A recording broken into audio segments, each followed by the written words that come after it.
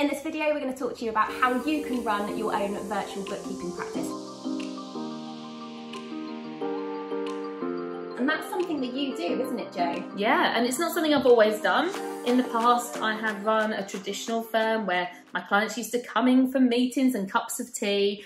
But as my life changed and as the world has changed, it definitely felt like as technology and cloud accounting came in, it was something where I wanted to service a bigger client network, but I didn't want it all to be in my local area. And I realised that I was losing so much time and money with my staff being in cars and travelling, and then there's all the other things that come along. When you become part of a team somewhere else, you know, I was going to so many hen-dos and things, which was lovely, but I realised if I was going to leverage my time, I needed to run a virtual business. And I've got 3 children as well and a dog at home, and I wanted to be at home more. So for me, the virtual business is the way to go. And I think it's a trend that we're seeing as well. A lot of the bookkeepers who are working with us are parents and they're working around families, or they've got other commitments that they need to be at home for. So I think that this is the way, we've seen this massive change during the pandemic anyway, haven't we? Absolutely. So what's one of the first considerations if you want to avoid having all of the paperwork at home? So I think that's something that could be quite a worry. Absolutely. And I can honestly tell you, I have no paper in my house. Even,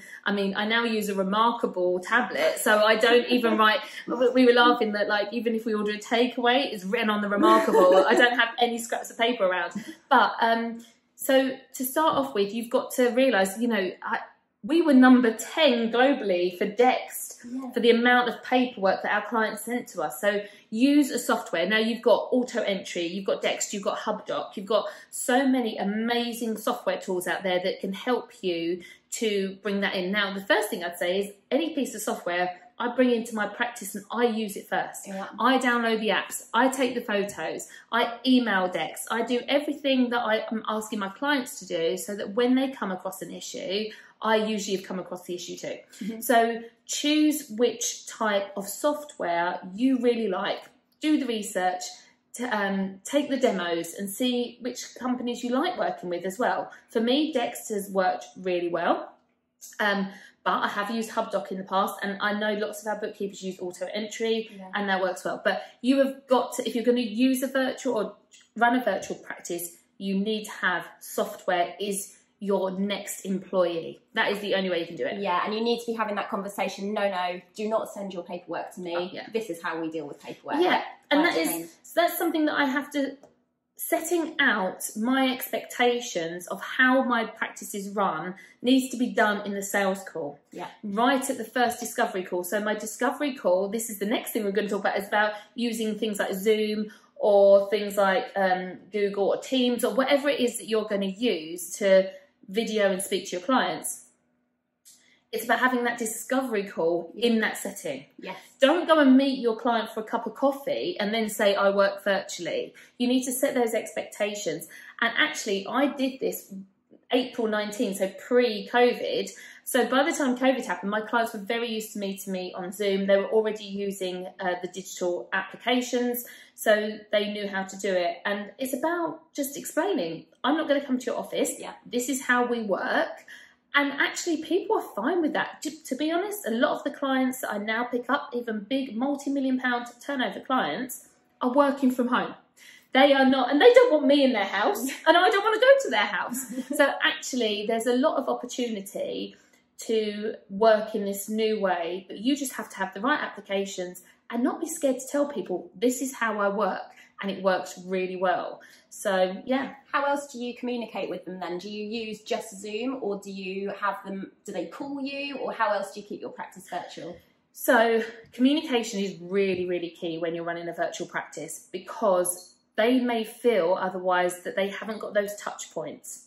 So for me, when I'm running an actual full accounts department for a big turnover company and they're expecting a lot, we set up WhatsApp groups. So my whole team, so we'd have the payroll person, the management accountant, the bookkeeper, and the chartered accountant, all in a WhatsApp group with the client and the client's VA and whoever's going to be the one in charge of uploading all of the documents. So we have to make really good connections with their team as well, who do we need to speak to? Who is in charge of all these different areas? If we've got this question, where are we going to go to? So I have my clients as Facebook friends. I speak to them on Messenger. This morning I've had a couple of voice notes. It's about making sure that communication, there's no barrier there, and they've got communication with me. It doesn't mean I need to open it. It doesn't mean I need to read it at the weekends. But, and most of the time they say, I'm sending this now. Don't open it. Don't listen. This is for Monday.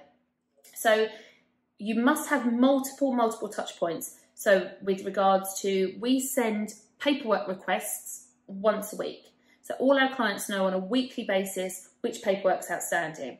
We also touch points with them once a month with either a Zoom call or we send them a PDF with a video.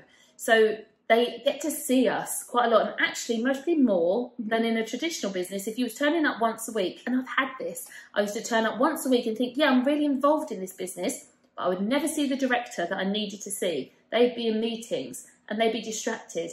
But now when I have a Zoom meeting with them, and my meetings are only ever 20 minutes long, they are focused on me and I get the answers I need. I love that, and I love that you have the boundaries as well about when you do your work, because I think that's one of the things you might be worried about if you're thinking about growing a virtual practice. How do I make sure that I'm not always on? And setting the expectations with clients of, this is when I work, this is when I'm going to be picking up my calls, I know muting your WhatsApp groups, that kind of thing is going to help you to make sure that people realise that, no, actually, that doesn't mean I work for you 24/7. It just means that we all can work from home. We can actually be a lot more effective with how we use our time because we're not travelling to all of these meetings. And absolutely. I mean, in family groups and friendship groups, we use WhatsApp because you get a good, quick response and everybody can see it, and actually we find it's better than an email chain, because sometimes people, if you're actually writing an email and having to CC people in, it means you have to remember everybody every single time.